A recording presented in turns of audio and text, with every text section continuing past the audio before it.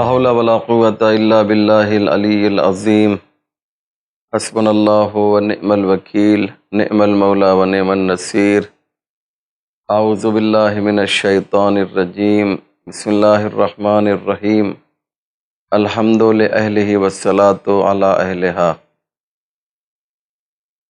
ایک واقعہ میں پیش کرنا چاہتا ہوں، بالخصوص ان لوگوں کے لیے جو بزنس کرتے ہیں، جو تجارت کرتے ہیں۔ عبداللہ ابن سیابہ اس واقعے کو نقل کرتے ہیں کہ جب میرے والد کا انتقال ہوا تو میری مالی حالت بہت ہی خراب تھی۔ میں پریشان تھا کہ کیا کروں۔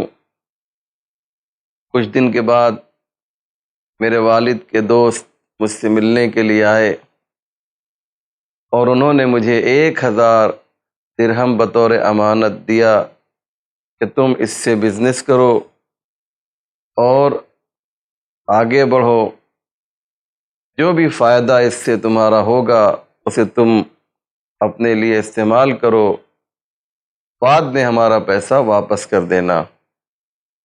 واقعہ سنیے، بہت ہی خوبصورت ہے یہ واقعہ۔ عبداللہ ابن سیابہ کہتے ہیں کہ جب اس نے مجھے یہ پیسہ دیا، میرے والد کے دوست نے، تو میں نے اپنی ماں کو بتایا اور پھر میں نے اس سے کپڑے کا کاروبار شروع کیا، اور میری نیت یہ تھی کہ میں اس کا 1000 درہم واپس کر دوں گا۔ اللہ نے برکت دی، ترقی دی، دن بدن ہمارا بزنس آگے بڑھتا گیا، یہاں تک کہ میرے پاس اتنا پیسہ ہو گیا کہ میں نے یہ سمجھا کہ اب میرے اوپر حج واجب ہو گیا ہے۔ میں نے اپنی والدہ سے کہا کہ مادر گرامی، میں حج پہ جانا چاہتا ہوں۔ میری ماں نے مجھے بہت ہی اچھا مشورہ دیا۔ ماں نے کہا کہ بیٹا ضرور تم حج پہ جاؤ، لیکن پہلے اپنے والد کے دوست کا جو 1000 درہم لیا ہے اسے واپس کر دو۔ میں نے ماں کے مشورے پہ عمل کیا اور میں گیا اس شخص کے پاس کہ جس نے مجھے 1000 درہم بطور امانت دیا تھا، اسے واپس کیا، تو وہ اتنا خوش ہو گیا، اتنا خوش ہو گیا کہ جیسے میں نے اسے یہ پیسہ دیا ہو۔ اس نے کہا آج کل لوگ کہاں امانت لے کر واپس کرتے ہیں۔ بہت خوش ہوا، مجھے دعائیں دیں۔ میں حج پہ گیا اور جانے کے بعد میں نے واپسی میں مدینے آیا اور حضرت امام جعفر صادق علیہ السلام کی خدمت میں حاضر ہوا۔ دیکھا لوگ بیٹھے ہوئے ہیں، میں بھی ایک گوشے میں جا کر بیٹھ گیا۔ امام نے پوچھا تم کون ہو اور کہاں سے آئے ہو؟ میں نے بتایا میں ابن سیابہ ہوں، عبداللہ ہوں، میرا نام عبداللہ ہے۔ امام نے کہا تم سیابہ کے بیٹے ہو، تمہارے والد کیوں نہیں آئے؟ تو میں نے کہا وہ اب اس دنیا میں نہیں رہے۔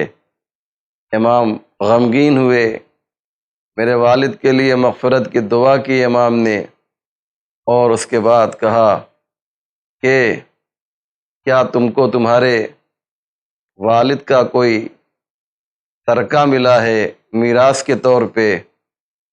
میں نے کہا کہ نہیں۔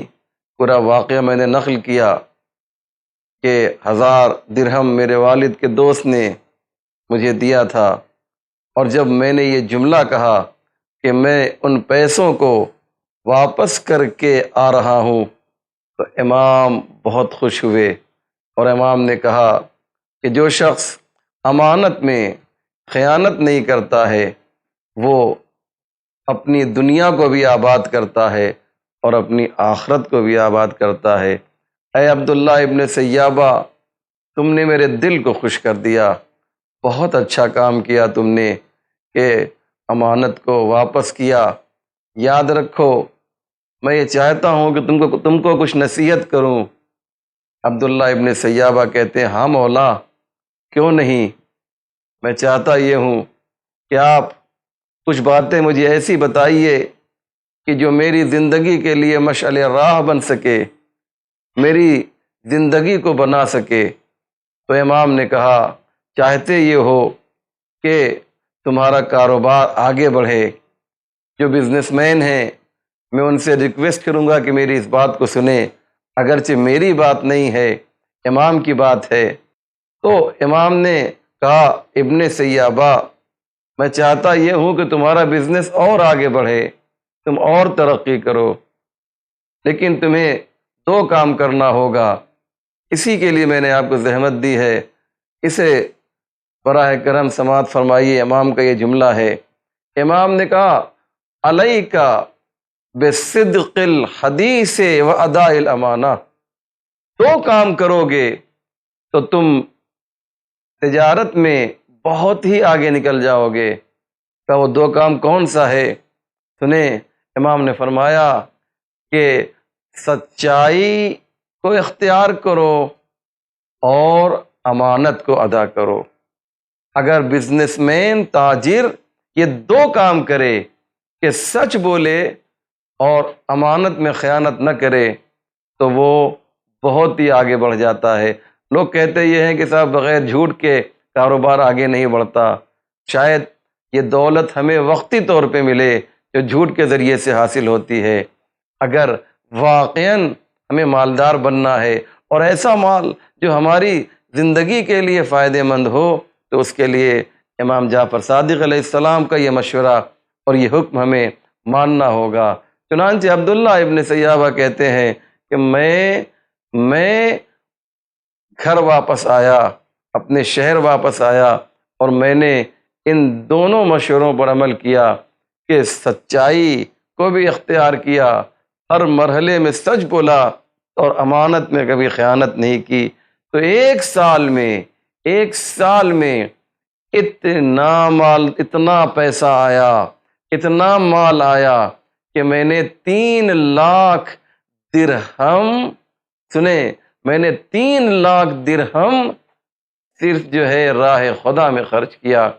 اتنی مجھے اللہ نے برکت عطا کی۔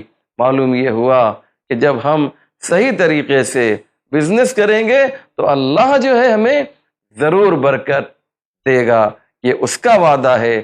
اور ان اللہ لا یخلف المیعاد، اللہ وعدے کی خلاف ورزی نہیں کرتا ہے۔